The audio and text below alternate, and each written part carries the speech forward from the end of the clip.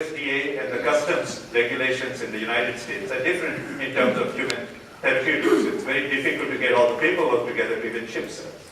Likewise, there are patent rules which are different. So there are lots of things that would be important if we could get that together.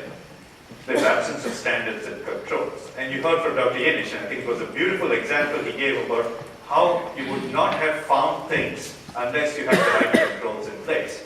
Because Conrad's lab was right next to Rudy's lab, and because both of them could share the same cell samples with a single sort of pair difference that he pointed out, that was the only reason they understood what the basic biology was.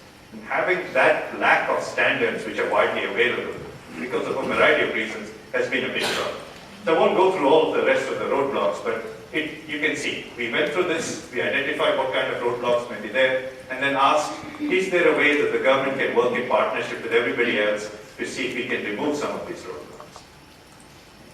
So that was sort of the goal. So we think about this as a value of death, but here you've got basic research, here you've got drugs or a therapy, whether it's by screening or whether it's cells themselves, and you want to build a bridge. Right? And I hopefully chose the right bridge. Unfortunately not, but I'll skip this slide, and I'll skip this on the slide. Actually, I'll use this as make one simple point here.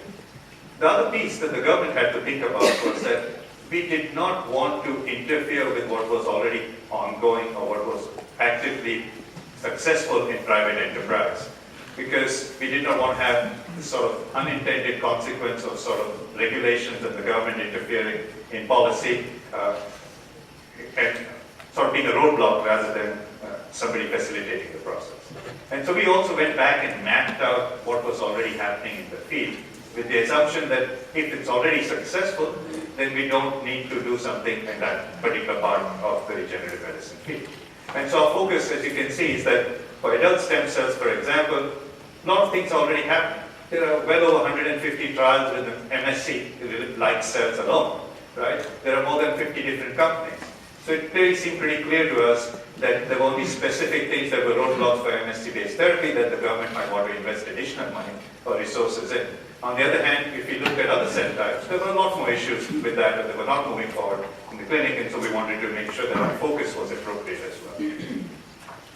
And our focus had to be that highlighted on which cell types were moving towards the clinic, and what mechanism was being used to move them towards translational therapy, whether it was screening, whether it was toxicity assays, whether it was cell-based therapy, etc.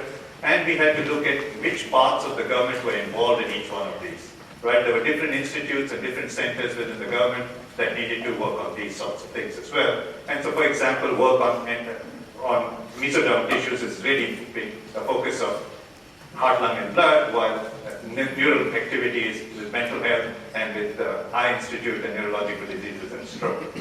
So we needed some way to coordinate all of this activity, which is where the center I direct came in, because our role was to coordinate the activity of what was already ongoing. And as a sort of incentive, we needed to identify the roadblocks and then work as a team to try and figure out what the government could do to make sure that this thing could move a little bit more smoothly. The next few slides, I'm just going to tell you about a little bit about how we started doing this and what we had decided we needed to focus on first. The first thing we looked at was screening, because just like we heard from others, we thought screening and using cell-based assays might be the low-hanging fruit in some fashion that we could focus on. And we asked ourselves, when would I use an iPSC-derived product as opposed to, say, using ESC or using any other cell product? And the basic thing was, if adult cells were available, they were a lot closer to the adult patient population.